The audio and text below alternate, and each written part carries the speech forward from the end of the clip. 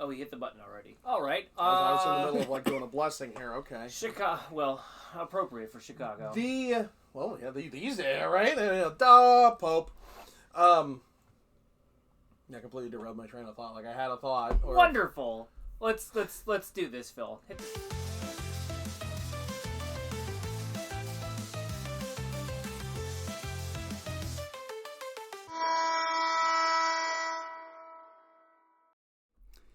Welcome back to another episode of Ugly Thirds. Today's topic is the Chicago Blackhawks seeding stripes. John and Shrems, take it away. My goodness, Phil, you are killing it today. There's that. Can we factor in the chain stitching? Oh, absolutely. Okay, good. The real thought, the greatest use of a jersey in a film that's not a sports film. Go. It's Griswold. Like that is Clark the Griswold. Is the iconic. Absolutely. That is the That's iconic it. one. There is nothing better. You picked the wrong guy for that. I'm sorry. That should be 00. Understood. Though I think technically he had a tan outline. There are so many minor variations of like, was there a white outline or a tan outline, and really in the weeds. I'm thinking like that's got to be a showdown. Like we got to do something with movie jerseys. Did I just win it? Yes, but we Well, still need to people film will still something. vote against me regardless. And you got Happy Gilmore. I'm gonna come in with something. Oh, Happy Gilmore's a good one. That's a sports movie, though. It is true. That's why I didn't. That's why I didn't think for a second. Movie. You said sports movie. You're right. It is a sports movie. I'll come in with something blue and blow you out of the water.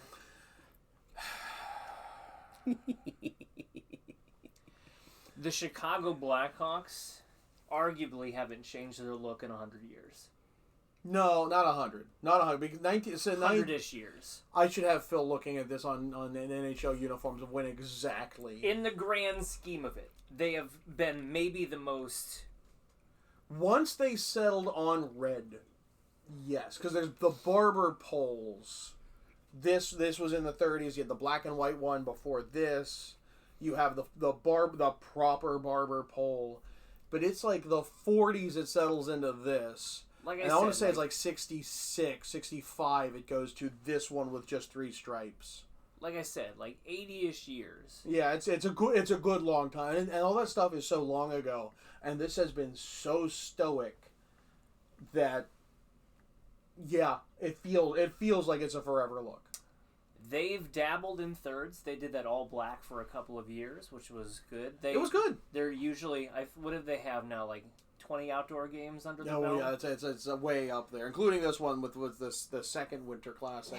And then this hung around as a third with some additions. Yeah, but I mean, at the end of the day, they've been fairly consistent with what they do. And they've been, with the exception of Reverse Retro 2, they have done a great job of keeping high quality. The 2 Winter Classics that were essentially this jersey, it's not like those were bad jerseys. It's just, why would you buy them when you already own this jersey? True. Fair. Philly, did you find an answer? I mean, they've used the original look from 26 is a roundel with the...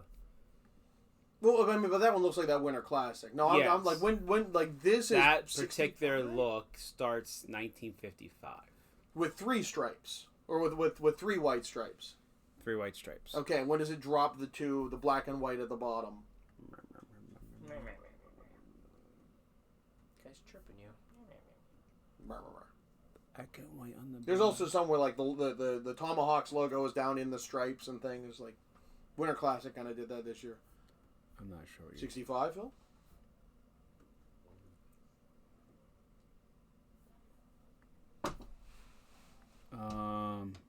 No, there's still... no, sleeves, that doesn't... Can I find it before Phil does? No, it's 63, 65, 65 is all the same. All this said, you have a franchise that is iconic, and this 62.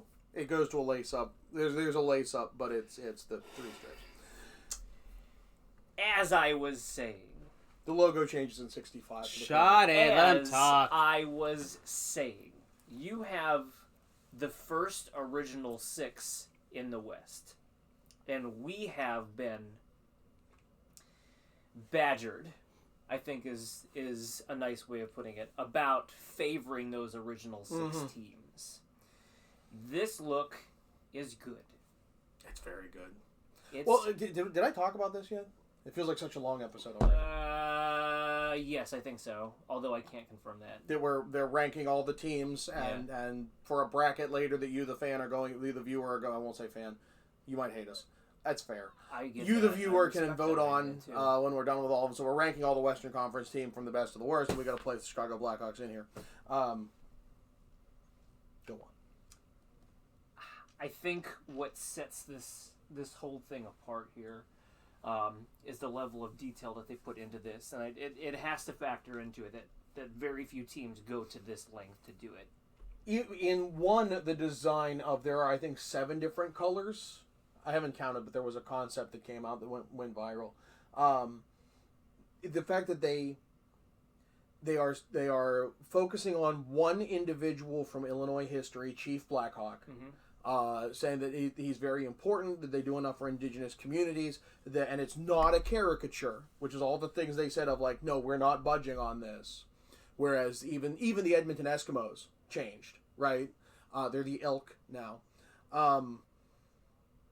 I think there's a lot of credit to that. I think that no team would ever have this many colors that aren't in the crest, or that are in the crest that aren't in the jersey. That would never be a thing today. Yeah. There's something very vintage. This also that we have a very detailed crest on a plain jersey, and this white jersey is so basic without being bad that everyone copies it. Yeah. You go to any tournament at any rink at any point, you're going to see 2 teams with this color 1 white, color 2 white, color 1 stripe. It becomes a standard. It is the standard. Yeah. It is generic jersey 1, but it didn't start that way. They were so reliable in it that it became that. Yeah. I always remember Chicago for this down here, like this white, black, white, hem. Like, this is, for me, if you took the crest off, I'd still know this is Chicago, like, through and through. Brilliant. Yeah. And then while we're at it, Phil, can you really get in on this chain stitching? This is a detail that goes all the way back. You go to the Hockey Hall of Fame, look at the detail. I mean, there's only so much clarity you're getting in that one, but... Oh, he's going. He's trying. Yeah, I mean, it is a chain stitch that is just all so much detail that you still get in the Adidas Authentics. Now, I did include a slide because, well, first off, this is a Reebok, so that's changed. And there is a difference in this jersey from what they currently wear. I want to know if you can even spot, either of you can spot it. I think Phil will spot it first. I mean... Go ahead, post it. I have an idea. There is one difference in the red. The collar's different. I knew he's a master of details. He's a collar guy. The collar is different. Okay. They nicknamed this full collar, if you want to come back to, or at least the 2-shot. This collar was nicknamed the toilet seat.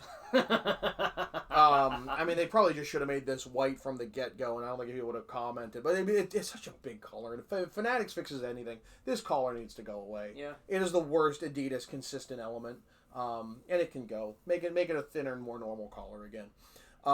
So they cut it back to here, which a lot of other teams did. And there's a natural seam here because of how they make the jersey. So it retreated. But that's the one difference. And then they made a bunch of these really cheap, which is why I got mine. I got mine cheap because it's not the same. Got to blow them out. Philly probably did the same thing. I think this was a gift. That was my gift. That was was a a gift. gift. From Ann and Jeremy. Nice. We'll also throw in the Tomahawk logo. Is phenomenal. There's a number of different versions of this. Even like the print version that they use in official things versus what's on the jersey will have subtle differences. You bring that here, I'm okay with it. And I am vehemently against shoulder patches coming down.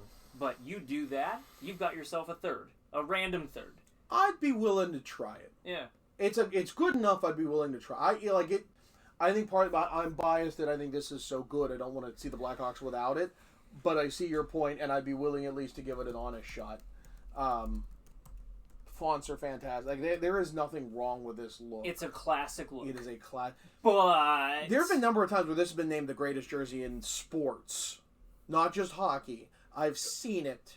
Now, granted, we're talking 20-odd years now, but like there were Sports Illustrated where they said this is the best jersey in sports. That said, where does it go? I mean, obviously, we're talking here and up. yeah, Obviously. yeah.